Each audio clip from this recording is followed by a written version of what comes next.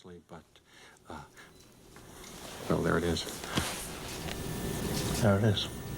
Hello everyone and welcome to Action RPG. I'm your host Aaron, and for today's video we're headed to the world of Last Epoch. And I just want to start this video by saying I'm officially done with my 30s. Today is my 40th birthday. And actually in like 3 or 4 hours I'm getting on an airplane and flying to Las Vegas for a couple days to celebrate the big 4-0. So I won't be streaming for the next few days, but yeah, later you can come by and you could call me an old man. I think I am ready for it. Now, obviously, you probably heard the news. Last Epoch has delayed from April 2nd to April 17th. And I promise this is going to be the only reaction video that I do for this announcement. I like Raxx's take, and Raxx made a 6-minute video, and I planned on watching it anyways. So I thought we'll just do a quick reaction. So let's get Raxx's take on this. Everyone, it's Raxx. I'm 40. Sorry. The Intel chip that I had exploded in my computer, so using a different setup for now. It happens. But I wanted to talk to you about a big update. Our prayers have been answered. Last Epoch has graciously moved their date. Let me quickly read what they said. It's not much, and then give you my opinion on it. Hello, travelers. We've recently learned that our friends in the ARPG space have chosen a release date just a couple of days after ours, which would divide the player base and hinder the success of our Season 2 launch. Last Epoch is still a smaller studio in this space that looks towards each of its launches as a way to continue to sustain the studio financially and work on things we are most passionate about. It is with a heavy heart that we're forced to move our release date of Season 2 Tombs of the Erased to April 17th. As we adjust our launch date, we invite our community to help us spread the word so that everyone can join in the Season 2 experience, a massive update to Last Epoch that we're thrilled to share with you. Judd, the game director. So I was kind of surprised. I made a video. I'm going to pause before Raxx gives his opinion really quick. We have read this over and over and over again on yesterday's stream. I'm going to give you my interpretation because I feel like this reading is very important. And when you read this with a certain lens, you'll hear my inflection points. Just listen to that. Listen to this. Hello, travelers. We've recently learned that our friends in the ARPG space have chosen to release date just a couple of days after ours, which would divide the player base and hinder our success for Season 2. We recently learned that our friends have made a decision that would divide players and hurt us, right? I mean, oh, Aaron, no, look at this. Our friends, they made a decision. This would divide people and this would hinder our success. It's literally how it's written. Last Epoch is still a smaller studio in this space that looks towards each of its launches as a way to continue to sustain the studio financially and work on things that we're most passionate about. Our friends made a decision that would divide and hinder our success. We are still the little guy, and for us to maintain our studio financially, it is with a heavy heart that we are forced. They literally used the word forced to move our release date. Our friend made a decision that would hinder our success. Since we are the smaller studio, in order for us to sustain finances, we are forced to move to April 17th. What it says. Game director Judd. Video. Other people made videos. A lot of people have been commenting on it. A lot of people have been on EHG's side here. There are some people against it. Some people say Grinding Gear Games has their internal date. Why would they change for anybody else? This only benefits streamers. But in general, a lot of people have been feeling for EHG in this situation. It's not easy to move the date, especially when you prepare this long for a big release. I think I give EHG massive credit here, massive credit for moving their date. And it's really the last piece of the first paragraph that they were talking about that I think maybe people take for granted. A lot of times these smaller studios, they need things to go well. for them to continue. Obviously, you could say that's on them for making a good game. True.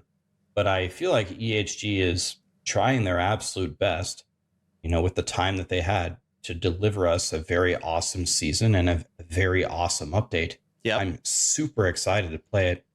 And I guess I just give them massive credit. I think this is an awesome change. I think with the PoE2 update, we don't know the full breadth of what's coming out with that. I think they said that they're announcing it on March 27th, Yep. which I think would be about a week before the April 4th launch. But we're going to get the Huntress, and I assume that's a base class with 3 ascendancies. Maybe we'll get like the Druid or something.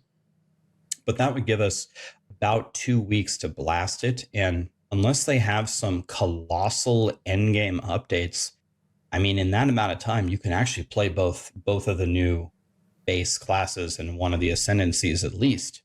So I actually think we'll be able to test a lot of the cool things there.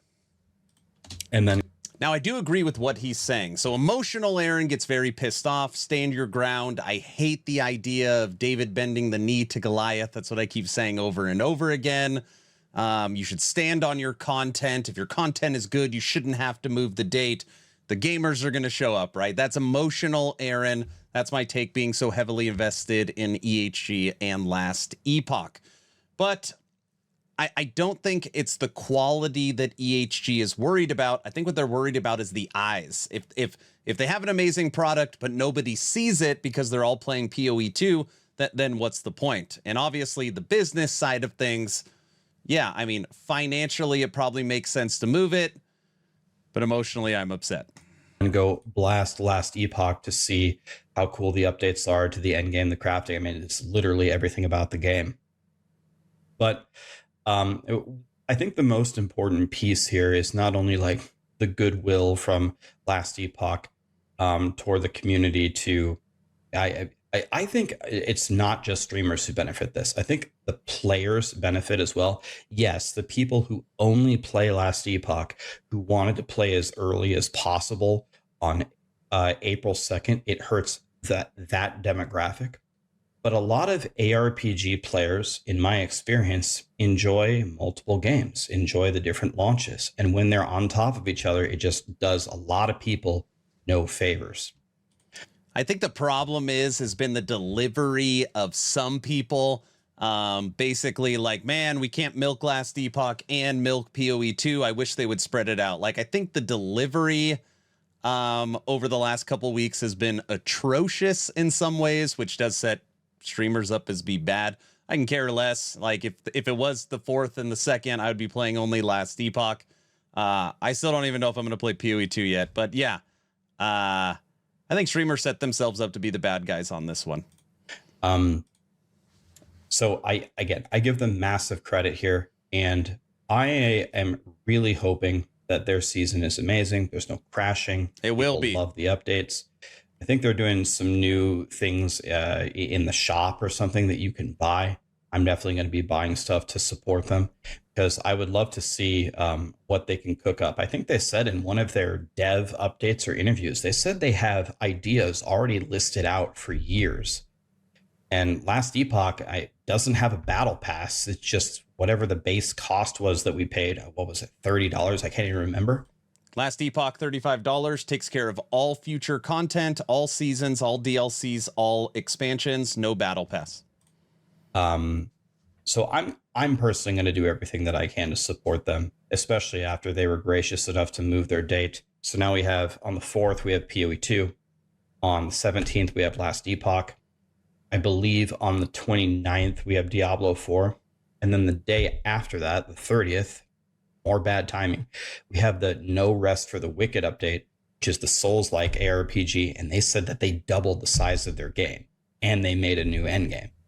So there was also other new information out there for the people that care. Supposedly, Torchlight Infinite's new Season 8, April 18th. One day after Last Epoch. Just to throw another thing in the April pot. I mean, that's insane. So April is probably going to be the best month for ARPGs Ever? I don't know. Ever? And then I'm guessing shortly after that, we'll have a PoE 1 league. At least I'm praying. So, I mean, anyway, back to the point. Major credit, EHG. Thank you so much for moving your date. I hope season 2 goes amazing. I've been practicing Last Epoch on stream. I've been having a blast playing the game. Now, granted, I've been getting really pissed off because I'm dying to a bunch of crap, and then I blame EHG for my own faults. But that's what I do in every ARPG anyway. Been having a blast. So I'll be practicing speedrunning PoE 2 and Last Epoch for these releases coming up. And good move, guys. I'm glad that you did this. I'll see you on the 17th. I'll probably see you before the 17th. And I'll personally make a ton of guides for you guys, leveling in game and a bunch of stuff, loot filters, whatever you need to enjoy the season. That's a W take. I like listening to Raxx and his opinions. You know, very balanced approach. He brought up the streamer stuff. He brought up all the competition. He brought up how this will benefit the studio financially. No, I thought that was a pretty good take. April is going to be crazy. PoE 2, Last Epoch, Torchlight Infinite, D4, and No Rest for the Wicked. We're going to be blasting. I keep getting asked over and over again, Aaron, what are you going to do about your subathon? What are you going to do about your community treasure hunt? What about your podcast? Everything is moved. Everything is changing. So no new info will be coming. By the time you're watching this, I'm probably going to be in Las Vegas at the craps table anyways. So we'll deal with it when I get back. Raxx, great video. All of his socials are in the description. Hopefully you were entertained or at least learned something. Aaron, out.